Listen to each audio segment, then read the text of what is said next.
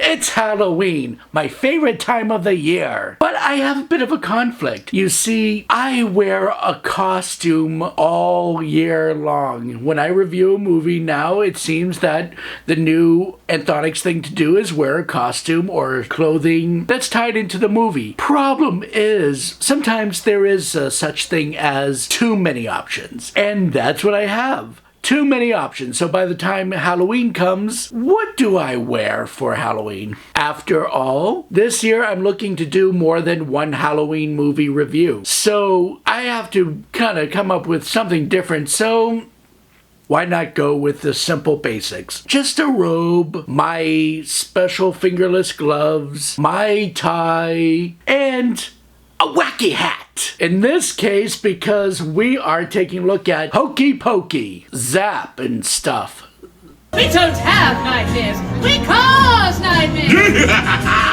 You're joking. You're joking. I can't believe my eyes. Hi, I'm Anthonix Maximus, bitching to you about movies because Hocus Pocus 2 felt like coming out before October, so let me start off with the Halloween movie reviews now. And I don't know if you can hear it, but tonight we'll be joined by my co-stars, the friggin' crickets. But Anthonix, you should be used to listening to crickets every time you tell a joke. Yeah, you know, especially this year, I kind of felt the need to do more Halloween movie reviews because it's a full month and I don't really do the New York Comic Con reviews anymore because I'm kind of past that. So why not get a head start on the movie reviews this season? And Hocus Pocus 2 is about out this week, so let's just go ahead and discuss the original Hocus Pocus. Hocus Pocus is a 1993 film from Disney, directed by Kenny Ortega, mostly known for his choreography. He did some choreography for movies like Xanadu and Ferris Bueller's Day Off, and he's directed films such as Newsies and the ever so popular High School Musical Trilogy.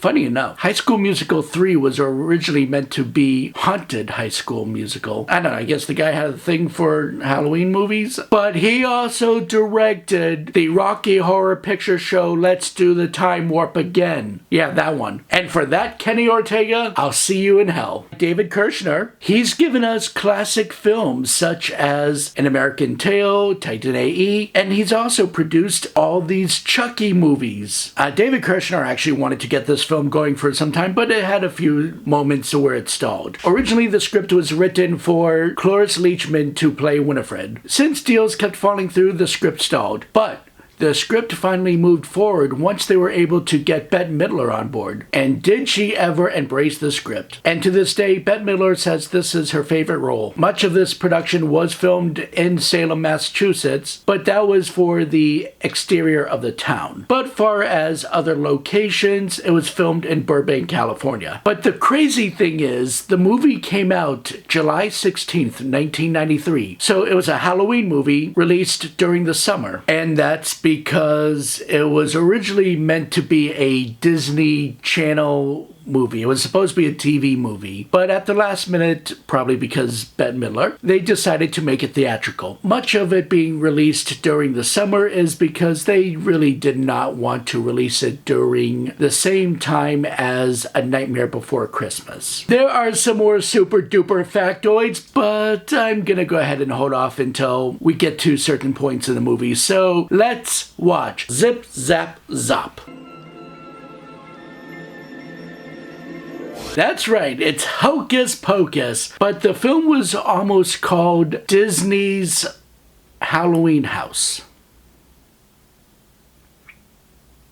What the hell? The movie opens up as Thackeray Binks discovers his sister is missing. Yes, I said Thackeray Binks. For the longest time, I really thought his name was Zachary Binks, and people were pronouncing it like they had a lisp. But no, his name is Thackeray. Thuffering Thuckatash. That's when Thackeray sees his sister Emily following one of the Sanderson witches.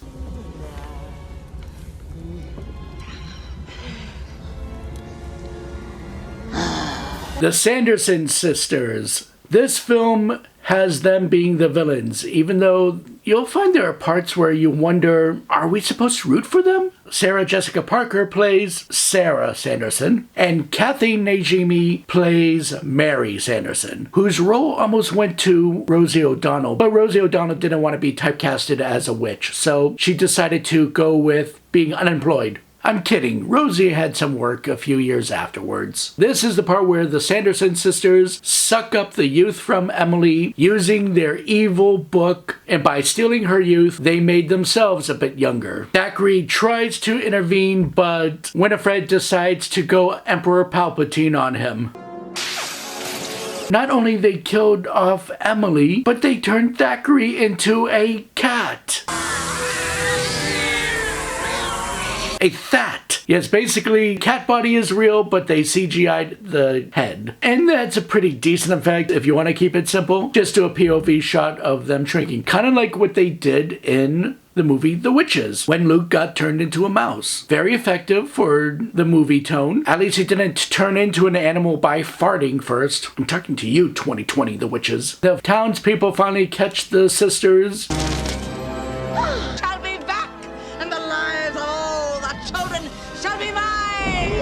It's kind of the fault of the townspeople for allowing them to go on and on about their spell. Family-friendly hanging. Those 300 years ago. And so, the Sanderson sisters were hanged. Oh, it was a story being told by the teacher in current time. And by this film's logic, I guess I'm cosplaying as her right now. Might make the witches come back to life. Yeah, that's very amusing. Can you go back to teaching us math now? Give me a break. And here is Max Dennison. He's too cool for school. Mr. Dennison, would you care to share your California laid-back tie-dye point of view? You see, it's a kids movie. Therefore, that means as a new student, you are now the town's pariah. Sorry, Max Dennison, played by... Oh my god, it's Omri Katz! You don't know who Omri Katz is? Omri Katz was in the movie Matinee, but more importantly, because I brought this up before, he was in Erie, Indiana, the original run. But seriously, originally the role of Max Dennison was going to go to Leonardo DiCaprio, but he opted to be in What's Eating Gilbert Grape. Omri Katz actually bombed the audition the first time because he was sick, but somehow they gave him another chance, and here he is now. Now, Max here being from California, and that's going to be a thing people will make fun of him for because he's from California, LA specifically. He is talking out of his ass about how Halloween is dumb while drawing a marijuana leaf on his paper. A family film. Halloween was invented by the candy company. Damn you, Big Candy. But seriously, this classroom is getting really offended by him downplaying Halloween. I mean, it's Salem. I don't think people in Salem really appreciate Halloween more than people who come to visit during Halloween. In fact, that's kind of a weird concept, right? Like, imagine living in Salem and you just get all these outsiders just coming, no shade to my friends that do it, but you get all these outsiders who come to visit Salem during Halloween. I mean, what's the conversation like? Oh, wow, your town is so cool with all the witch history and everything. Yeah, the history of Salem witch trials is really fun. My great-great-great-great-great-great-grandmother died because she said the earth was round. It's the one night of the year where the spirits of the dead can return to Earth. Well said, Allison. Yeah, I don't think Allison's rebuttal is, like, applause-worthy. In case Jimi Hendrix shows up tonight, here's my number. Why, you want her to give Jimi Hendrix her number? But I do have to respect the fact that he is shooting his shot right in the middle of class. And don't give out a fake phone number, 555. And with this meet cute, Allison hands him a piece of paper. With a phone number? Yes, but it's his own number. That's what you get for giving out your 555 number. We all love the bicycle riding whimsical music. Riding on a bike, riding on a bike, riding through the woods, riding through the cemetery. LA? Oh, dude. Tubular. I don't know why those two are making fun of him for being from LA. They look more Los Angeles than he does. I don't smoke. They're very health conscious in Los Angeles. Well, okay, that wasn't a funny joke. You know, I'm starting to think you guys celebrate yourselves very easily.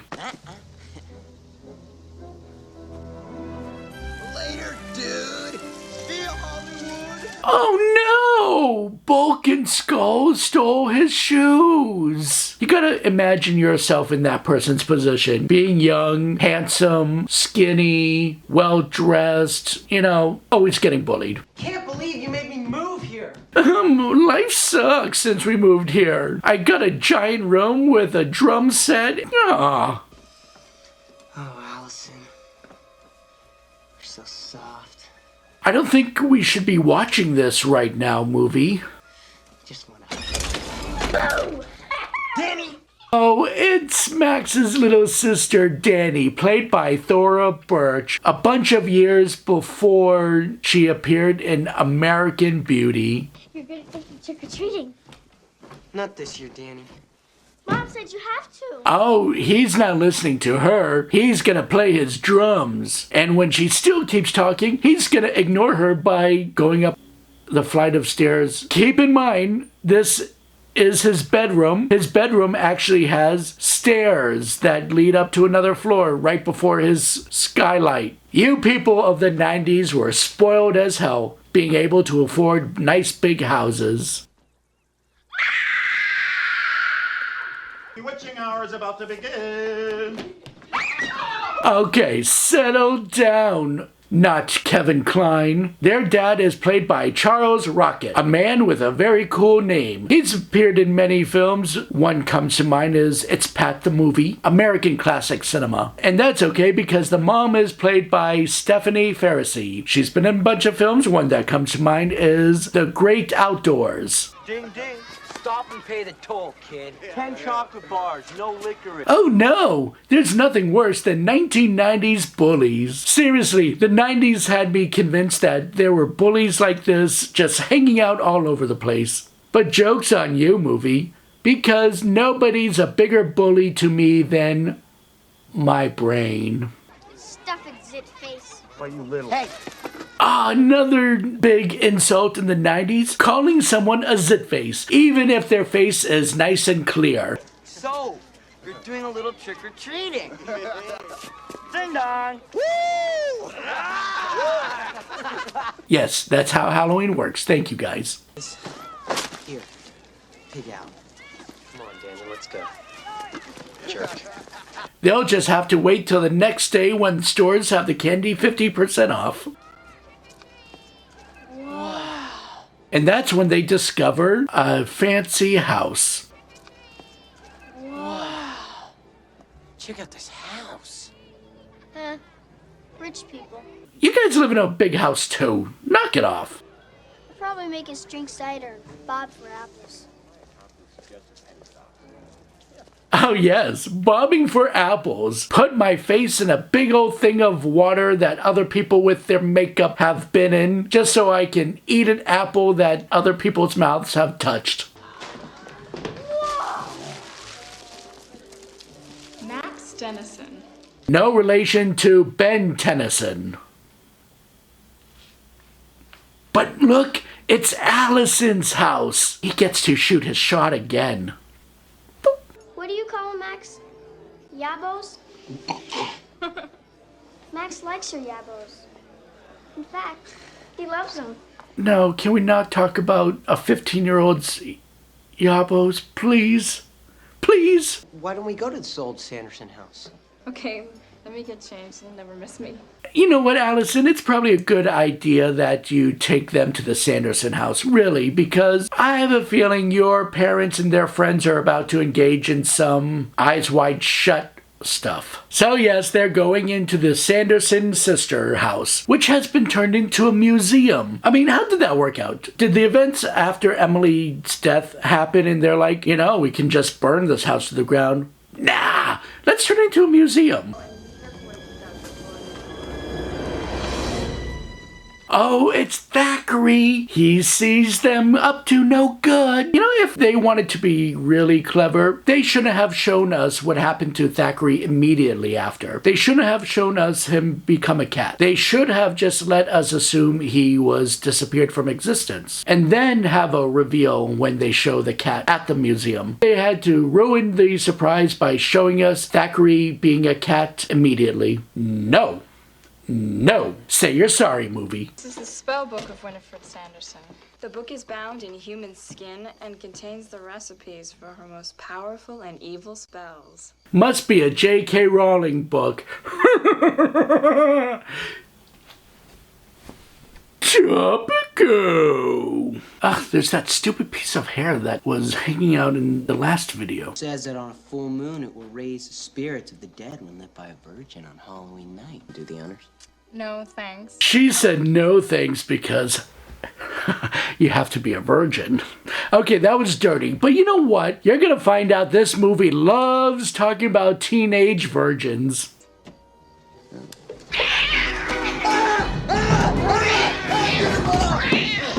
I don't get the motivation here. Thackeray, the cat, jumped on him just to scratch him and then ran off. Wouldn't you want to keep fighting them off? What's the mindset?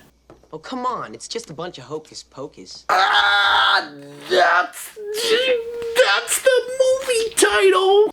Max, no! Oh no.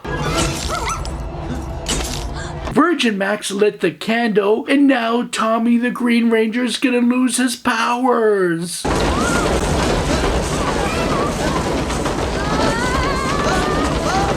And the Sanderson sisters are back. Stupid, smelly virgin. You were supposed to have sex by the... I can't even finish that joke. Wake up! Wake up, sleepyhead. Oh, I missed you. You know, I know the book only has one eye and doesn't say anything, but I get a bit of a shady bitch vibe from it. Oh, here comes Emperor Palpatine time. So Max tricks the sisters, making them think that he can control the rain, even though it's from a fire sprinkler. Nice going, Max. Now, get the spell book. They steal the book, and now they're on the run. This is a black river. Why, it's a road! This movie is very selective on what the witches are confused about. Oh, come on. This is the graveyard. It's hollowed ground. Witches can't set foot here. Thackeray Binks the Cat is actually voiced by one of my favorite voice actors, Jason Marsden. I mean, yeah, he's done plenty of on-screen acting on old TGIF shows like Full House, Boy Meets World, Step by Step. He was just pretty much passed around through Disney. But he was also the voice of Max Goof from a Goofy movie and Kovu from The Lion King 2. He's a cool pocket-sized jockey of a man. Also, he played Eddie in The Munsters Today. You know, that horrible, awful 80s remake of The Munsters. Speaking of the Munsters, that Rob Zombie Munsters movie is out now. Although I gotta say, I loved Jason Marsden's performance as Burt Ward in the Return to the Batcave special. But I just don't know why they didn't cast him as Thackeray Binks. You know, the human version. They could have had him play human and the cat. You're Thackeray Binks. Yes. So the legends are true. Well, come along. Okay, see, that's something else that confuses me. If the father in the beginning didn't know that Thackeray was turned into a cat, how did it become a legend? Who started the legend that Thackeray is roaming around as a cat? Seriously, I hate saying Thackeray Binks because I already did grow up with a bit of a speech problem, so this is not helping me. For 3 centuries, I guarded the house on All Hallows Night when I knew some airhead virgin might light that candle. Nice going, airhead. Yeah, jerk. Next time get laid before you light candles.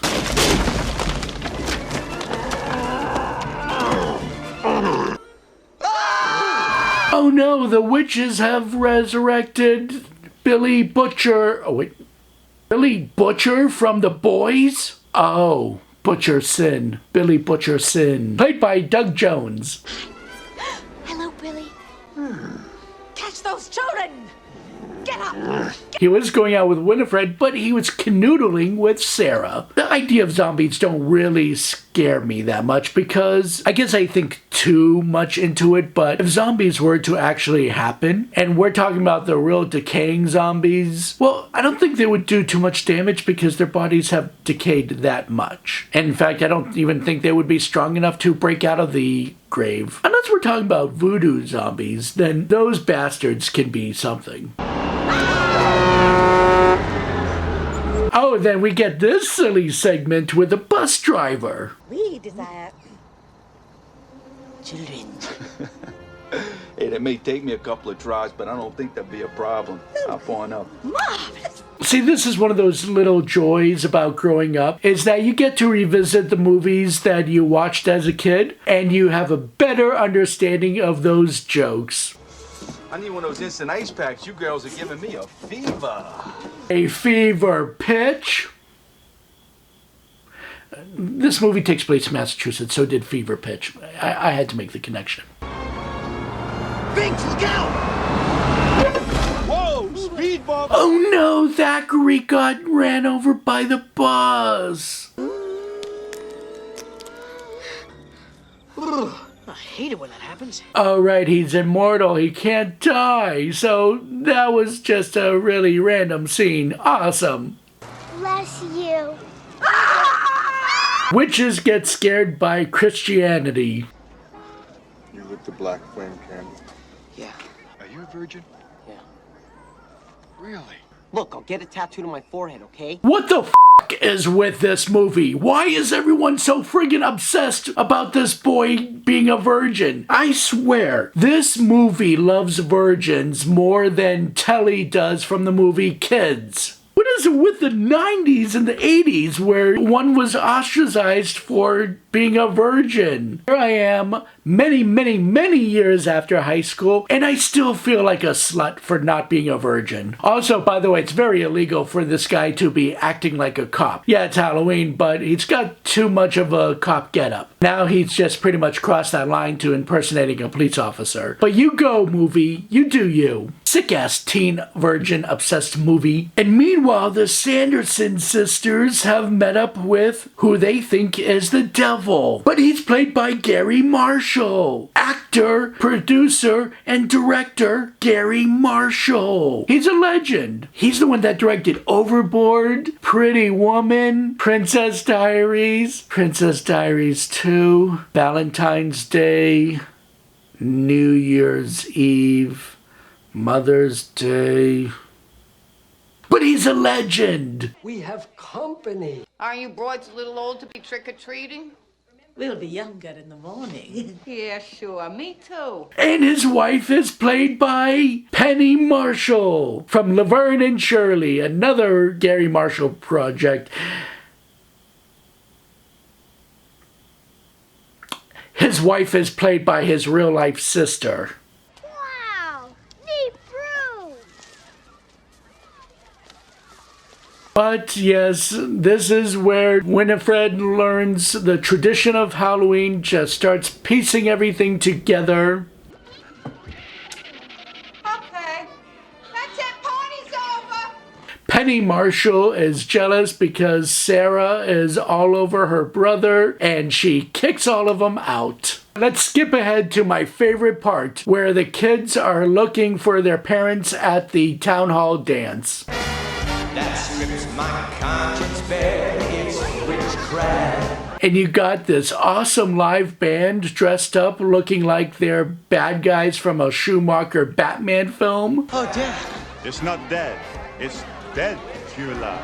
Ah, yes. Halloween movies where all the actors are dressed up as royalty-free characters. No lawsuits against Disney here.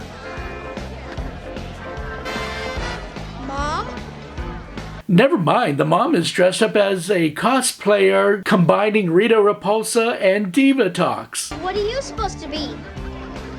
Madonna. Oh, right. Madonna. And now you're mine. I love you, but I'm not pulling your Okay, it's all fair and good, but kids, I recommend you keep Binks away from your dad. I've seen your dad's behavior in Earth Girls Are Easy, but this is where Max tries to warn everyone about the Sanderson sisters returning. They're right over there. Thank you, Max, for that marvelous introduction. Everyone shut your filthy pie holes. This is the best part of the whole film. I put a spell on you, and now you're gone. My guess, this is the reason why they wanted to make the film theatrical. If you don't believe, you better get superstitious. The witches that didn't know how today's time works somehow understands microphones. I say it's a pie, up or maybe up and down.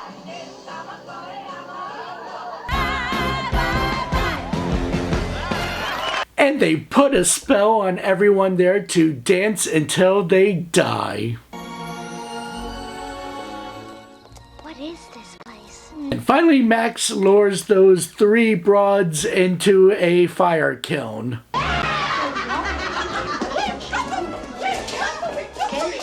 A human-sized kiln in a high school.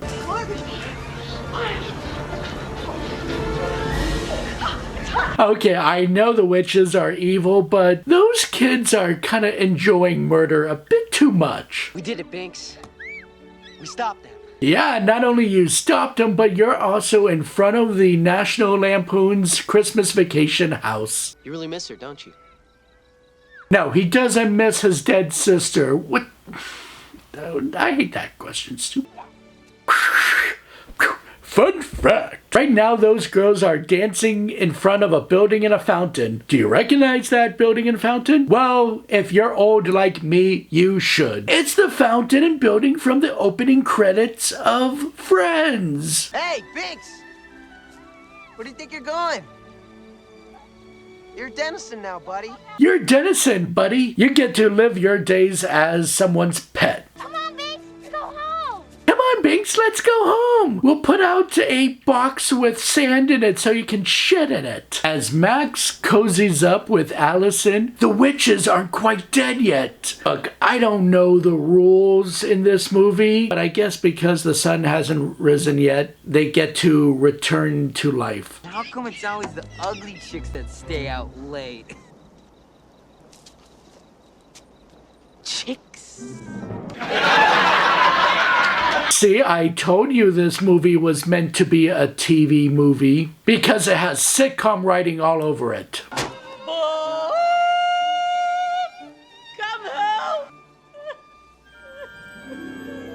Okay, what's going on, movie? Now they're crying because they can't get the book and they're going to die. It's like the movie is desperately wanting me to side with the witches through sympathy. Nothing weird so far. Them opening the book has actually alerted the witches on where to go. Oh, you guys. One gets a broom, one gets a mop, and the other one gets a vacuum. You silly, silly sitcom of a movie. Looking for this or this?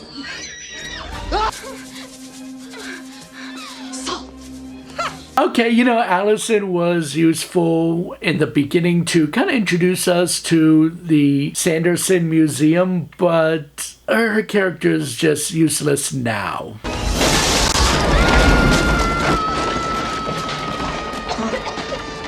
In the second movie, I would like for them to explain how that house blew up. You know, since nobody believes the Sanderson sisters returned. Oh no, they destroyed Max's drum set. Now how is he gonna annoy every friend who comes over? And here we have Sarah singing and using her cleavage to summon all the kids. But I'm gonna fast forward it because it's not as catchy as Bette Midler. This is the same problem I had with Batman Returns. The kids get captured while their parents are at a party. Like there's no other adult babysitting them or anything like that. Nope, all the parents are partying and the kids are getting kidnapped. With Thackeray in a bag and the witches trying to force Danny to drink the potion, Max shows up, tricking them into believing the sun is out. But it's really the car, with very, very bright headlights. Being the hero that he is, Max steals back his shoes, knocks over the potion, and leaves Bulk and Skull behind. Take that, 90s bullies. I want to get that little rat-faced kid that called me! Oh, don't say it, dirty. Ugly?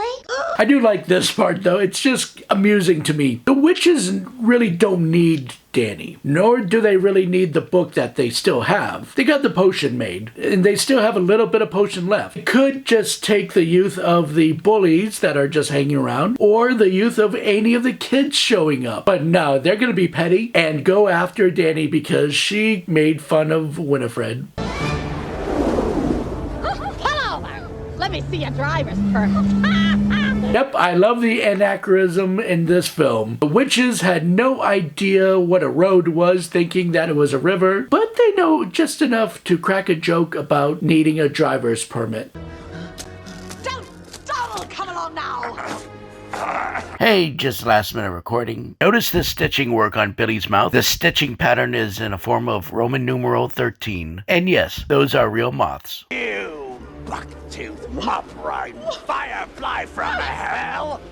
It's the final climax. The witches arrive at the cemetery. They can't touch the ground, but they can fly over it.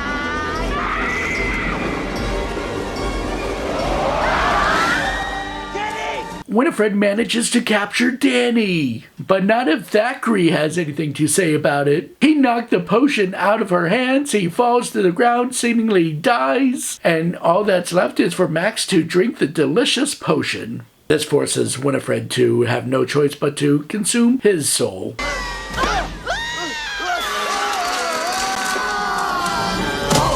And that's when we learn the hero of the film is the sun.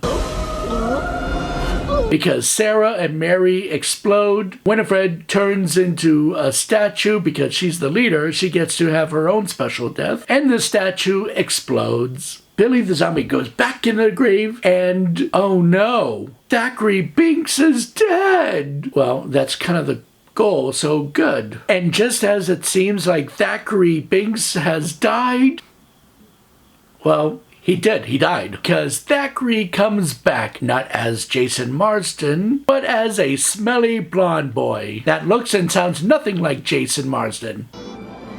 Thackeray Binks!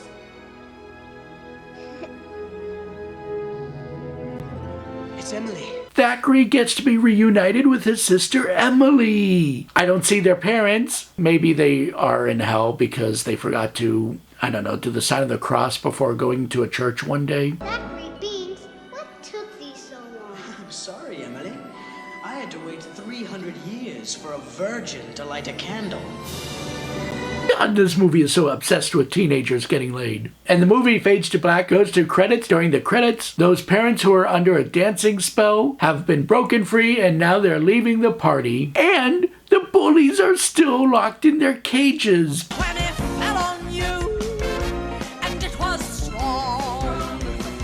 And that would actually mean something if it didn't take 29 years for a sequel to happen. If you're going to make us wait this long, Disney, you should have made us wait another year, so it could have been an even 30 years. With a budget of $28 million, it earned back $45.4 million. So after marketing the movie and paying certain bills like premieres and stuff, the movie pretty much just broke even. Critics actually did not like the movie when it came out. The film did get a cult following because the Disney Channel and Freeform, which at the time was called ABC Family, would play Hocus Pocus during Halloween, and there you have it. It made people nostalgic, and it made them want a sequel. I'm gonna just close it off here because I got some other Halloween movies to tackle. I want to thank you for watching. I'm Anthonix Maximus, and thank you for being an Anthonix Maxiteer. If you're not an Anthonix Maxiteer, hit the subscribe button, hit the like, share, even leave a comment. Be an Anthonix Maxiteer so you can be caught up on more videos. So keep watching or I'll put a spell on you.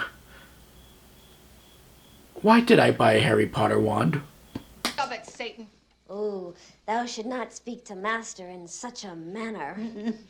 They call me master. Wait till you see what I'm gonna call you.